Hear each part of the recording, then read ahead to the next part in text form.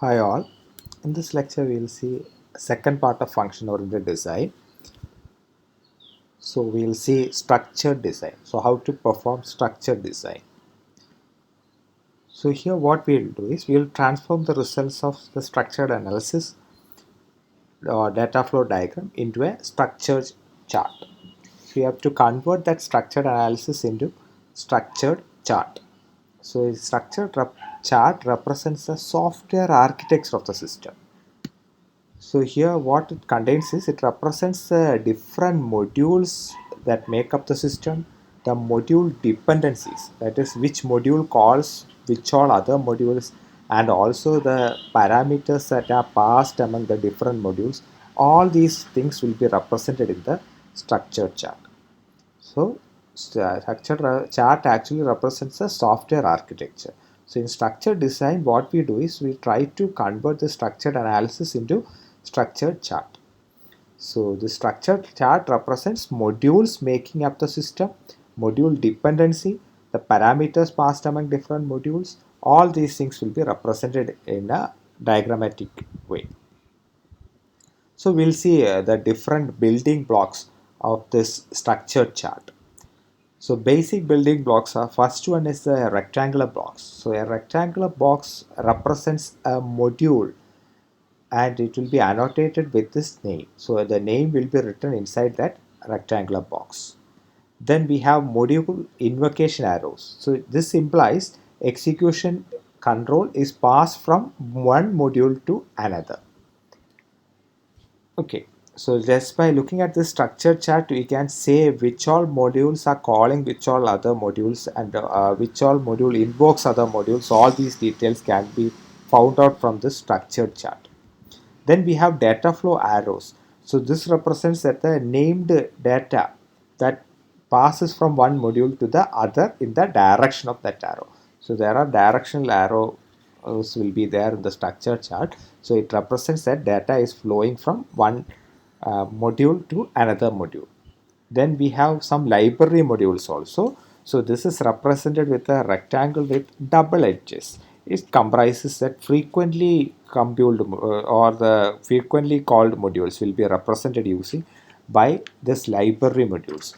Then we have a selection block is there. Selection, it is represented by a diamond symbol. So selection, it is similar to that in the flow chart. So one module of several different modules connected with this symbol is invoked depending on the outcome of the condition attached. So whatever condition comes based on that condition, one of the modules will be invoked.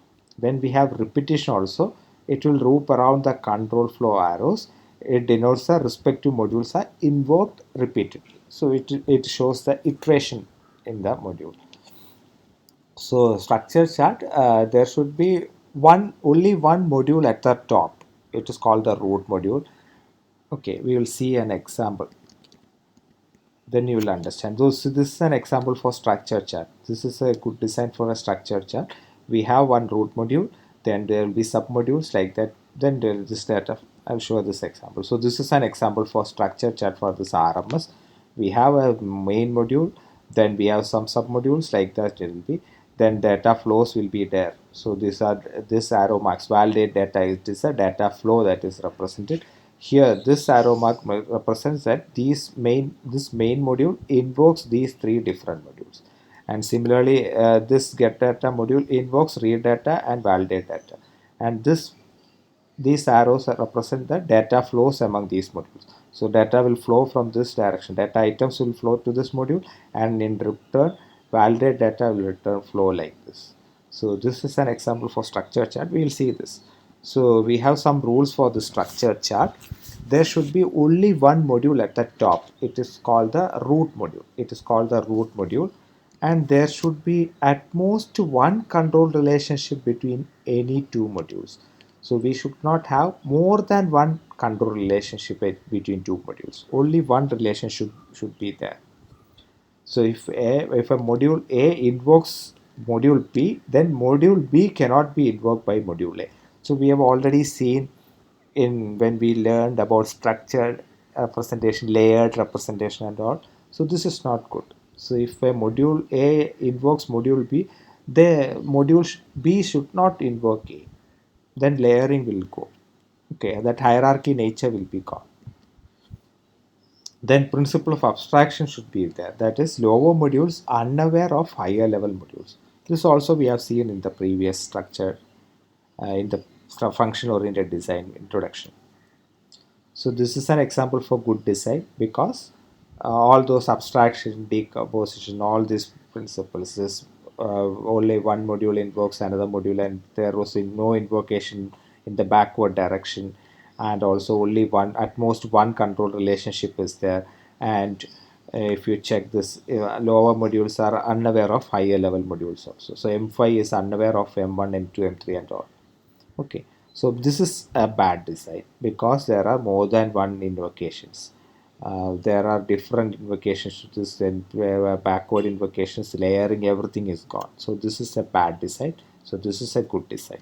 So this is an example for a structure chart of this RMS software.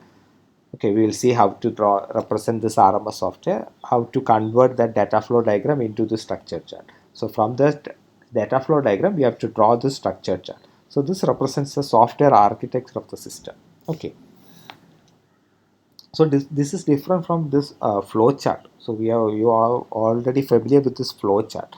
So flow chart represents the flow of control in a program, whereas the structure chart represents three different things. One is it identifies the different modules of the program, then the data interchange between these modules, and also the sequential ordering of the tasks are also mentioned in this module in the structure chart. Okay.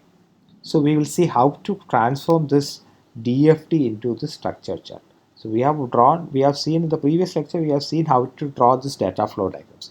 From those data flow diagrams, we have to convert it into structure charts. So for converting this into structure chart, we have two methods or two strategies. One is transform analysis and second is transaction analysis. So what we do is we will start with level 1 DFT. Level 0 is not taken. We will start with level 1 DFT. Then we transform it into module representation using any of these above approaches.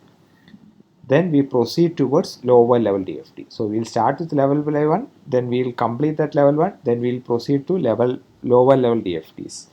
So this is repeated. So whether to apply transform or transaction analysis. So we have mentioned that there are two methods to do this, to convert this DFT into structured chart. So whether to perform transform or transaction analysis. So how to do this? So what we do is we will examine the data input to the diagram.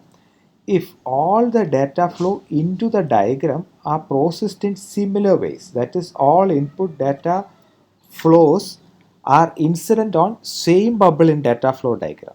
All the input data flows are incident on the same bubble in the data flow diagram. Then we have to apply transform analysis. So this is the only condition. So if there are many data inputs to the system into that process, and if that inputs is incident only into a single bubble or all incident on the same bubble, then we have to perform transform analysis. Otherwise, we have to perform transaction analysis. So that is the only thing we have to do. So we'll see what is this transform analysis. So first step what we do is we divide the DFT into three parts. So we have to take the data flow diagram. We divide the data flow diagram into three parts. First is input, then the processing part, and third is output. Then input portion includes processes that transform input data from physical to some logical form.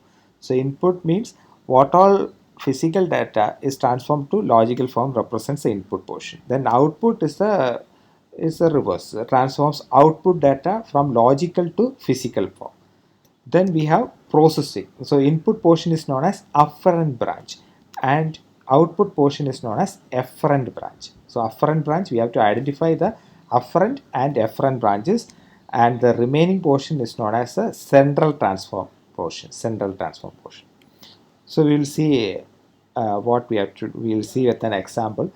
So we have to identify the input, output, and processing. So we have to identify the efferent and central transform of the DFT. Then in second step, structured chart is derived by drawing one functional component each for central transform, efferent branches. Okay. Then third step, structured chart is refined by adding subfunctions for each of the high level functions. So this is structured chart. This is not structured chart. So this is structured chart. Okay. Okay, you can call it's structure chart. Sorry, it's structure chart. So structure chart is refined by adding sub functions. So we have to refine for adding by adding sub functions. So third step, what we have to do is we have to again refine by adding sub functions for each of the high level functions, and this is repeated again. So process of breaking of this functional components we have already seen. This is known as factoring. Factoring. So this is an example. So this is a level 1 DFT of the RMS software. So this is a level 1 DFT of the RMS software. Here we have data items as input. We have processing unit. So this is a central processing unit and this is the output. So this is the afferent and sorry. So this is the afferent branch and this is the efferent branch and this is a central processing unit. Okay. So we have to take that thing. So if we take the whole thing, so this is the afferent and this is the efferent thing. So we have to take the whole thing, level 1 DFT, and so we'll start from main and we have to take the data items. So we have to identify the get the data items and only we can validate the data items. So if we could, what we have to perform validated input itself, we have to split it into sub functions. That is why we have split it into read input and we have to validate that data input and that valid data will be given as here, and here compute RMS takes that valid data and computes that RMS and this RMS is returned here and this RMS is taken by the display result. So this is not write result, so this is display result. So it takes this display result and that is processed there. So all these things. So we start with the each afferent and efferent branches. So we start this afferent and this is efferent and these are the processing central processing unit. So we have three different subfunctions and we have to take each subfunction and we have to check what is afferent and efferent. So here validate input and if we check validate data, we have to find we have to have two different subfunctions. We have to read that data and then we have to validate that data. Then only we will get that validate data. Then for this compute RMS, this is the afferent and this is the efferent. So this is the validate data and this is the efferent. Like that we have to check for everything. So this is an example for transform analysis. So this is another example for level 1 tic-tac-toe problem we have already seen. So we can see there are four different processing units. So if we check this, four different processings are there. So we have to find out the afferent. So we have move is there, then the afferent is game and result. Okay, so we'll start with move. So here move we have to start, then we have to get valid data should be there. So validate that move should be done. So validate data should be done by taking the data from the board. So that is what we are doing here. Validate data should be done by validating from the board. We have additionally added this board and all. So if you check the data dictionary, all these things are defined. If you text the textbook, all this data dictionary is there. So if you check the tic-tac-toe problem, we have defined already this board, result, all these things. Then only you will understand this diagram. So you have to refer the text for the how you have drawn this data flow diagram and how you have represented the data dictionary. So what is this board? What is this board plus result? Everything is there in the data dictionary. So here we have to validate move and check winner is there. So we have play move and display result is there. So this is display board and check winner is there. So all these things are included in this. So play move calls this invokes this check winner. So play move only invokes this check winner. So it has to, after playing that move only, you have to check whether that winner is there. So it is based on transform analysis only. So we'll start with the afferent and efferent branches and the processing, and from that we have to find out what all data should be there. So if you check the data dictionary, everything is there. What is this result? What is this board? Everything is there. Okay. Then how to perform this transaction analysis? Transaction analysis. So it is an alternative to this transform analysis, and it is useful while designing transaction processing programs.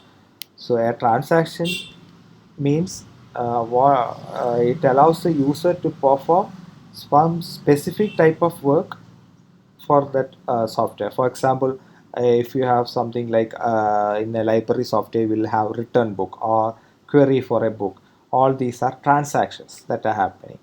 So these are examples for this transactions.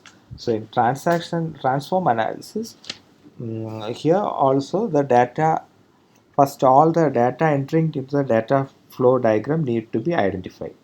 So similar to the transform analysis, all data entering into the data flow need to be identified. But here the number of bubbles on which input data to the data flow diagram are incident defines the number of transactions. Here data will be input to multiple bubbles. In the case of transform analysis, all the data will be incident only onto a single bubble. Here, but it will be incident on different bubbles. That is why we call it as transaction analysis. That is why we go for this transaction analysis. So so each incident data will have that number of transactions. So if we have n number if n data, if there are 5 data input data and 5 input data here incident on 5 different bubbles, that means 5 different transactions are happening in that high level function. Okay. So we have to take each transaction, trace the input data to the output data, then map all the traverse bubbles to same module on the structured chart. So in this way we can perform this. So this is an example for a transaction analysis. So we have already seen this diagram. This is a supermarket software. So if we check the data, so customer details is one data, then generate winner the command is another transaction, sales detail is another transaction. So we have 3 different transactions that are incident on 3 different bubbles. So we have to perform transaction analysis. So this will be the so there will be register customer, this one data, this is another data, this is another transaction. So underneath each transaction there will be separate different sub functions that will be happening, or some data will be there. So this is how we have to draw this structured charts. So this represents a software architecture. Okay, structured chart. So this is a structured chart of the supermarket software.